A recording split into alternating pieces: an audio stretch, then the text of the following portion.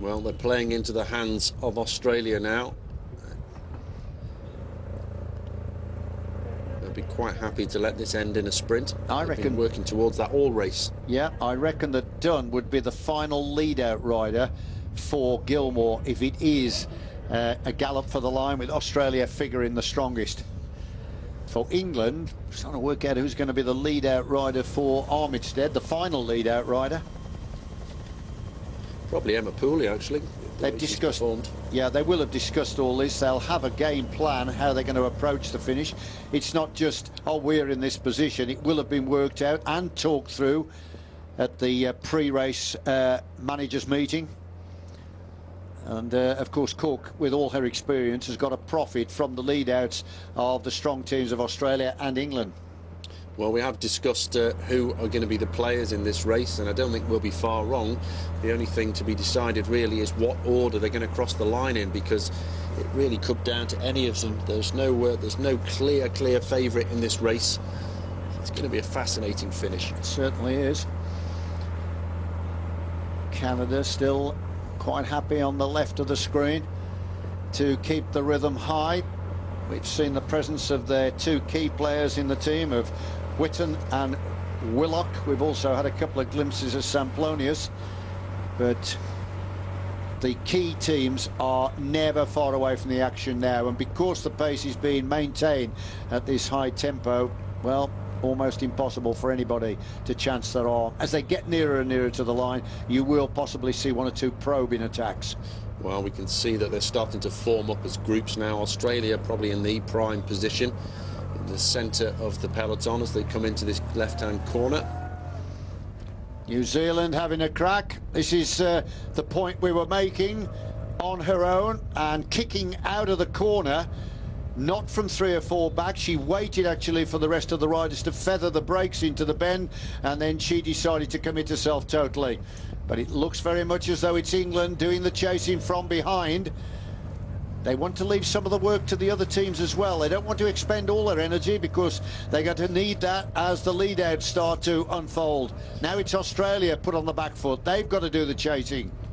Well, Australia should be the ones that take this on. They've got the strongest team. England saying now is the time to start to play a little bit of bluff, sit up and say, no, if you want it back, you chase it. That's right. It's not Willemsen for a change.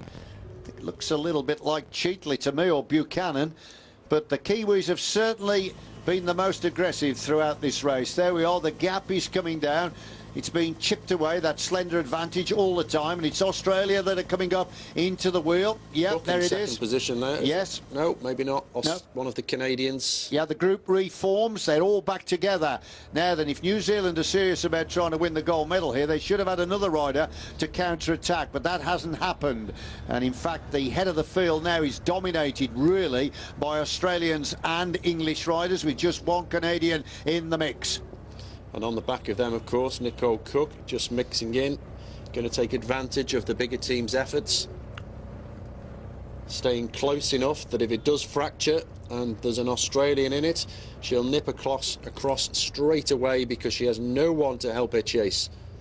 And it's still Boyd on the front, but she's just expending energy and she's gaining nothing at all here. All she's doing is pulling the rest of the field along, and that means it's preventing anybody else from trying to launch an attack. I don't know why she's doing that. Well, if the pace stays high, perhaps it's an opportunity for one of her teammates to come forward. I don't know. Yeah, Pooley's on the left there. You wonder, don't you, where the first significant move is going to come from. And clinging to the back here, and I say clinging with the greatest respect, is Halbwachs. She's had a hard race, this competitor from Mauritius. She was off the back, remember, a minute shy of the pace with Laws, but she regained the peloton, and now she's clinging to the back. But New Zealand, why is she doing this? Well, I don't get it. It's all it does is prevent anybody attacking, and that seemed to be what she was trying to achieve earlier on. She's just decided to back off now, looking back for a teammate. So that does indicate to me that they did have a strategy of attack and counter-attack. She finally realised, Chris, so she sat up, and now she slipped back into 3rd position. But the pace, every time it's lifted, you've got to start looking to see where the sprinters are. Looking for Gilmore. Corset, it looks, to me, it looks like Corset coming through now. Ruth Corset. There are 37 riders still in contention here for a tilt at the gold medal.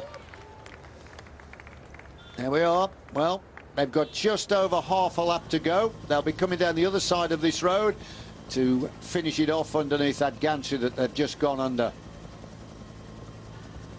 Canada, England, New Zealand, they're all there. You can just see the colours of Cook as well, never far away. Not going to allow anybody to go away here. She's down in that familiar trademark crouching position, Nicole Cook, and looking good. Had a pretty bleak year, but she showed her true class at those World Championships recently in Geelong, when she was cruelly denied a podium position when she was right in sight of the line. Now look at this, the full England team are here. So it looks like they mean business, Chris. They're not going to miss out on this one. They're definitely going to be there in the lead out for Armitstead.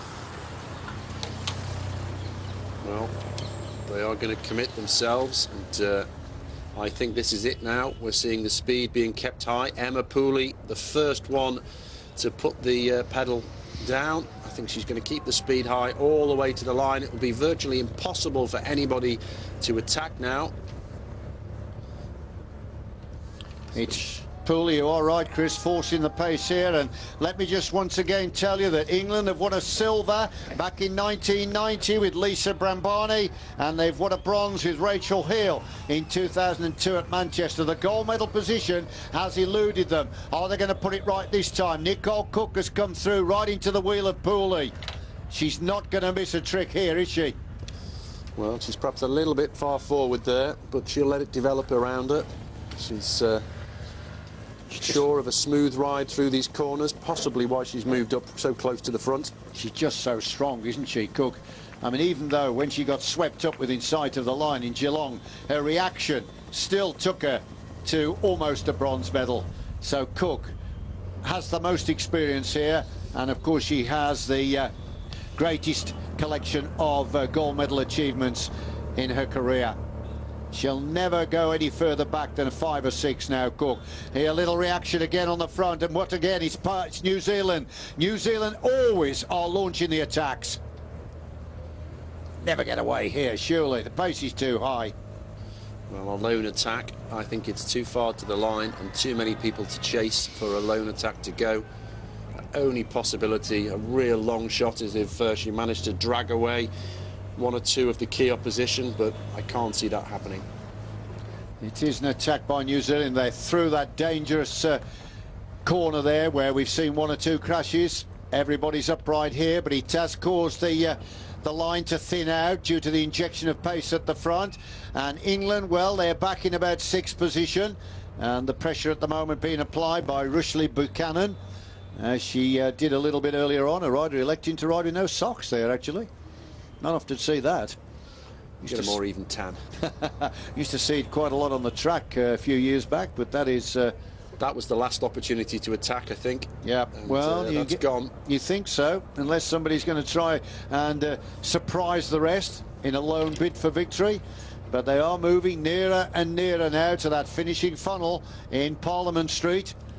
It's quite a good run to the line. England nicely placed now. Yep. New Zealand are there. We've got a couple of Australians. The England team are there. And now we're going to start surely to see Lizzie Armitstead, number 14. Is the race number she's carrying. We're going to see Armitstead start to come through. And I think she's on the far side, on the right, actually. I would say she's on the right here of the peloton.